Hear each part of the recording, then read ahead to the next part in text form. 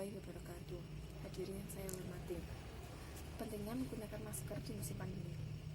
Seperti kita ketahui bersama bahwa penularan virus corona dapat melalui droplet atau percikan yang dikeluarkan pada saat kita batuk atau berbicara. Penularan terjadi ketika percikan terhirup orang lain yang ada di sekitar.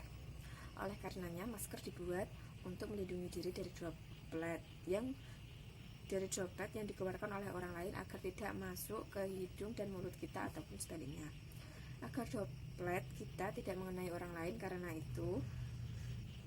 kita tidak tahu kita atau lawan bicara kita yang sedang menjadi pembawa virus.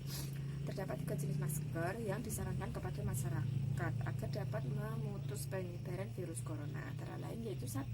Masker kain.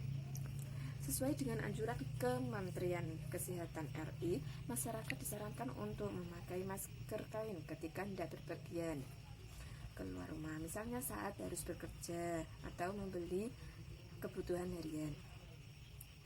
Masker kain tetap dapat menghalau sebagian percikan atau air liur droplet yang keluar saat berbicara, menghalai napas ataupun batuk dan bersin. Jadi, jika digunakan dengan benar, masker ini tetap dapat mengurangi penyebaran virus corona di masyarakat, terutama dari orang yang terinfeksi virus namun tidak memiliki gejala apapun. Yang kedua yaitu masker bedah. Jenis masker sekali pakai yang mudah dijumpai dan sering digunakan tenaga medis saat bertugas. Jika sedang sakit, Anda lebih disarankan menggunakan masker dengan ketiga fungsi tersebut karena efektif dalam mencegah penyebaran penyakit menular seperti infeksi virus corona. Meski efektif untuk menghadang virus corona karena stoknya yang makin menipis, saat ini masker bedah lebih diutamakan untuk melindungi tenaga medis yang sedang bekerja di pelayanan kesehatan atau orang yang sedang sakit guna mencegah penularan virus ke orang lain. Ketiga yaitu masker N95. Masker N95 untuk mencegah penularan virus corona. Masker yang cenderung lebih mahal ini, mahal dari masker bedah, tidak hanya mampu menghalau percikan air liur saja, tapi juga partikel kecil di udara yang mungkin mengandung virus. Walaupun daya lindungnya lebih baik, masker N95 tidak disarankan untuk penggunaan sehari-hari. Hal ini disebabkan desainnya yang membuat orang yang memakai bisa sulit bernafas, gerah, dan tidak betah memakainya dalam jangka waktu yang agak lama.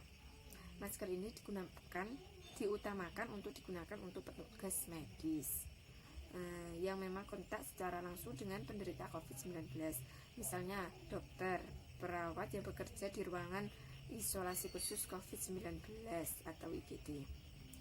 Menggunakan masker sangat efektif dalam pencegahan virus corona. Selain itu, cuci tangan juga sama pentingnya dengan memakai masker.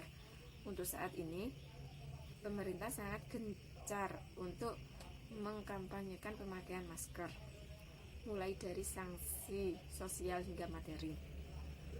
Masker juga dikenal dengan alat pelindung diri. Sebagai alat pelindung diri, masker dirancang untuk memberikan pelindung kepada pemakainya, dan bukan sebaliknya menjadi sarana transmisi atau penularan karena penggunaan yang salah.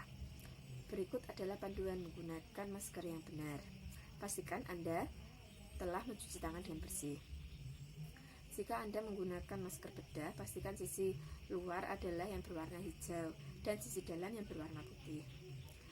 Pasang tali masker dengan baik. Jika tali perlu diikat, ikat bagian atas terlebih dahulu, kemudian bagian bawahnya. Pastikan masker menutupi hidung, mulut, dan dagu dengan sempurna. Pastikan pula bagian yang ada logamnya berada di batang hidung. Lakukan strip logam mengikuti lekukan hidung hingga tidak ada menyisakan lubang. Hindari menyentuh bagian tengah masker saat menggunakan dan melepas masker. Buang masker ke tempat sampah dan cuci tangan hingga bersih setelah menggunakan masker. Maka, mari perbaiki cara kita menggunakan masker. Tetap gunakan masker dengan benar dimanapun dan dalam situasi apapun, kecuali saat makan masker memang harus dilepas. termasuk di saat kita sedang berinteraksi dengan orang lain, kita harus tetap menggunakan masker. Perhatikan pula dalam memakai dan membuang masker. Tetap patuhi protokol kesehatan dimanapun berada demi kesehatan bersama. Sekian uraian yang saya sampaikan, mudah-mudahan ada manfaatnya bagi kita semua. Mohon maaf apabila ada kata-kata yang kurang berkenan. Wassalamualaikum warahmatullahi wabarakatuh.